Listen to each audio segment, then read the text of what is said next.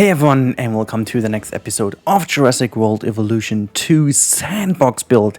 And today we are back in Jurassic Park 2003. For those of you who have no idea what this project is about, you first of all might want to check out episode number 1, which you will find as always to the top right to the little info bubble. But here's a quick summary. This is going to be a project in which I'm going to build a version of Jurassic Park for the scenario if this park would have had survived for 10 years. And this means also when slowly the Jurassic World project would come into play.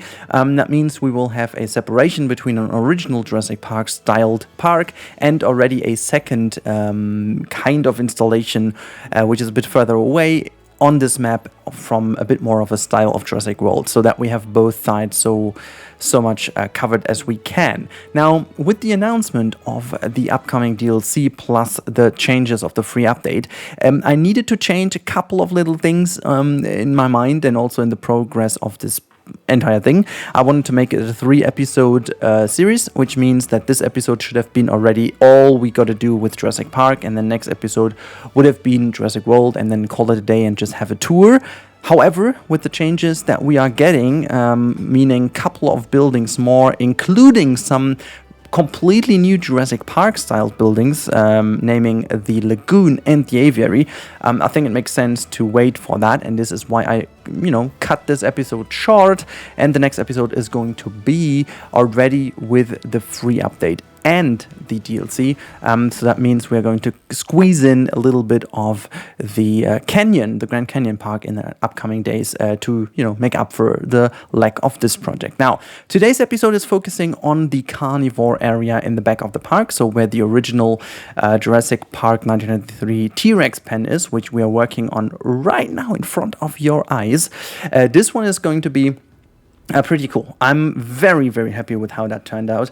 I think with the limitation that the game, even though having the mods, but still gives us, I think it is the closest I could get to the looks of it. And I tried to make this area already a little bit more secured with some, facility buildings around that. So you would technically have a lot of facilities around here to contain this beast of a dinosaur. So making sure that this all works, and also making sure everything is connected nicely to the rest of the park. As already talked about last time, the basic idea about Jurassic Park in comparison to Jurassic World is that the park is a lot more spread out and has a lot more of a tour vibe, while Jurassic World, I guess, is a lot closer to an actual theme park with having a lot of stuff in the central area with the main street and all these kind of things. And I want to pay tribute to that. So each area is getting a bit of its own vibe. And before we talk more about the 2 Raptor pens we are also going to have in today's episode, I just want to quickly talk about the tour. So it appears, and this is something that really annoyed me a little bit because I haven't paid attention to that at the beginning. It appears that the tour is only, doable in one direction. That means you always have to keep that in mind while placing down the stations. And guess what? I didn't. So it was a finicky thing to finally get the tour together the way it is. But I have to say, it turned out really cool. So we have one gigantic tour with a couple of stops that goes across the Jurassic Park map. And I think this is also really in line with what the original Jurassic Park tour would have been. And this is, so to say, the 10 years anniversary version. I almost see it as like a version in a normal theme park where different kind of attractions are rethemed after a while and repurposed. And, it's kind of a living and breathing thing. It's not a static park that you would kind of expand just like planned or whatever. It's almost like organically, and I think this would also benefit, or like the dinosaurs would benefit from that a lot, because that means they would get a lot more interesting wildlife around them by having it always change rather than always keeping it exactly the same. 10 years is a long time, so it potentially would have been necessary to relocate some of the dinosaurs to give them a bit of a new experience, just almost like as in zoos. And I think this is something I'm really happy with. Also, I just kind of figured out how to finally get all these problems aside with the animals technically escaping from the habitat, which they practically are not. It's basically they have like a little bit of a gap between the fence and the map boundary, and now you can just slap a lot of rocks down there, and apparently at some point it just stops being a thing. That's as easy as it can be described here. Now, as you can see, a couple of things I'm changing here, and now the last couple minutes, which I'm going to leave you alone with the music, is going to be the two Raptor areas, and just a couple of words to that. So my target was to build two different Raptor habitats, one being the original 1993 Raptor. I just looked a lot back into the original Raptor pen, and I couldn't make myself rhyme on it how this would have been an attraction for the people. I mean, yes, I know the story is they figured they were too extreme and too dangerous to make them be in an actual exhibit, so they kind of tried to contain them in this tiny Raptor pen.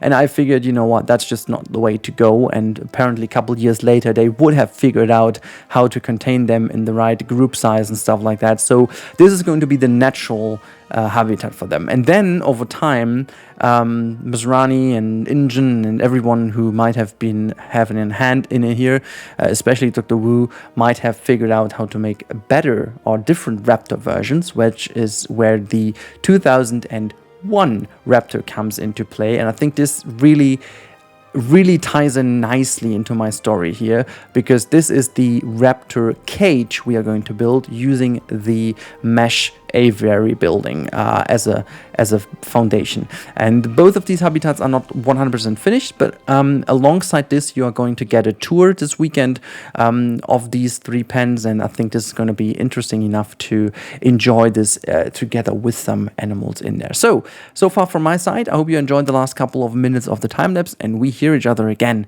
in the real-time part.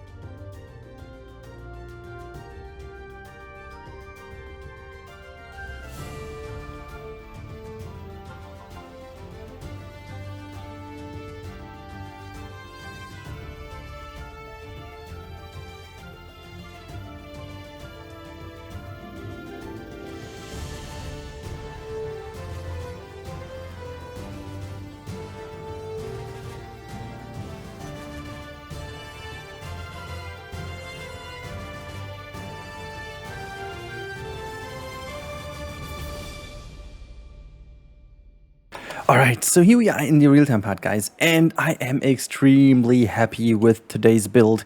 You've seen that there's a lot of stuff that went in, basically into organizing the layout. I'm just going to fly out real quick before we go into detail in the carnivore area. So you've seen I built out the track, and oh boy, I had so much struggle to build the track here, but just to give you a little brief overview. So we have the tour now that goes into the original Jurassic Park area, in here into the fence, and then just goes all around here through the big Brachiosaurus slash first herbivore bigger exhibitor. Like actually this is like almost like a park in itself.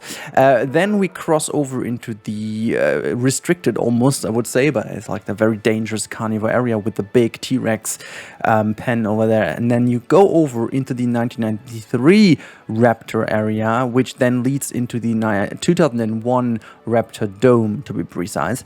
And this entire area here is going to be very interesting to look at from this lake over here, where we're going to put some amenities down. This is going to happen soon, and then it goes all over into the next sort of area where we will have one or two more carnivore areas, but most of it will be featuring a lot of big herbivore areas in here that you're going to pass through. And this middle bit over here will feature some more smaller, almost like petting zoo styled mini exhibits. That is going to be a very interesting task as well. And obviously down there is going to be the Jurassic World part, which is going to have a bit more of the exciting new carnivores and stuff like that, just to be sure, and also some of the marine reptiles. Speaking of which, we obviously are going to have the task to wait a little bit with this further process until the DLC and the first big update, because the DLC animals, first of all, I would say would fit actually pretty nice to the Jurassic Park marine idea as well.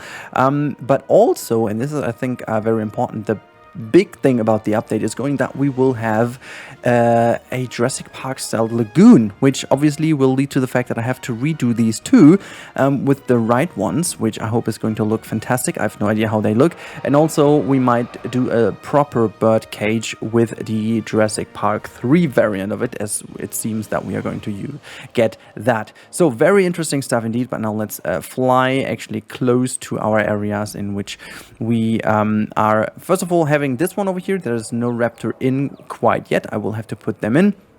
But again, we will have a certain tour through here anyways. But this is the raptor area outside. I think I like it a lot here with the bunker in the middle, and this is just kind of resembling the raptor kind of house pen, if you will. But I just wanted to have something, and then we have a little bit of a Jurassic Park style toilet building in here, just to have a little minor Easter egg almost thing. You know, it's not the biggest exhibit ever, but it's certainly pretty cool, because you can go through here. This is like a little bit of an area where you pass through the habitat real quick, and then you have this wonderful view. And I think this, oh, look at that, it just looks pretty, I guess. It just looks really pretty looking over here to the little water of the bunker on the right hand side.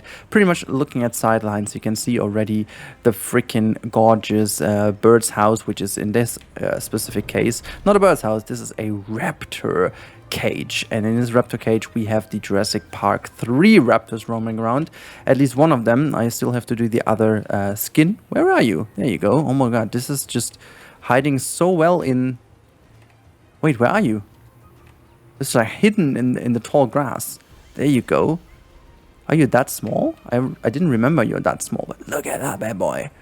Just love it. Or bad girl, I should say. But oh my god, look at this. I am a big fan of this design.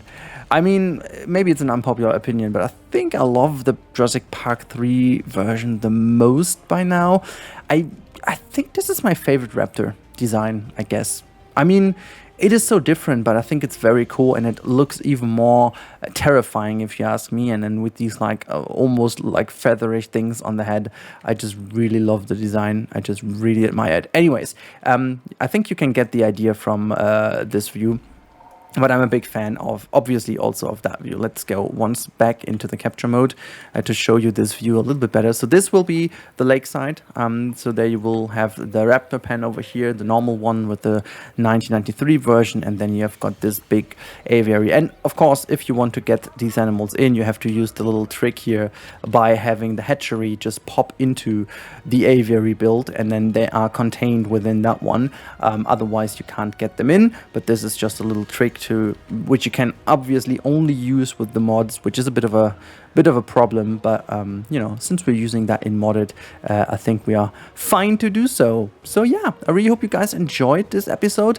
I certainly did enjoy it again a lot, and if you guys want to see more of this stuff in the future as well, make sure to subscribe if you haven't already. There's a lot more coming in the next couple weeks now, as I'm getting ready for some more content production towards Christmas. That's gonna be exciting. So thank you as always for your support. Stay safe, everyone, and I'm gonna talk to you in the next one.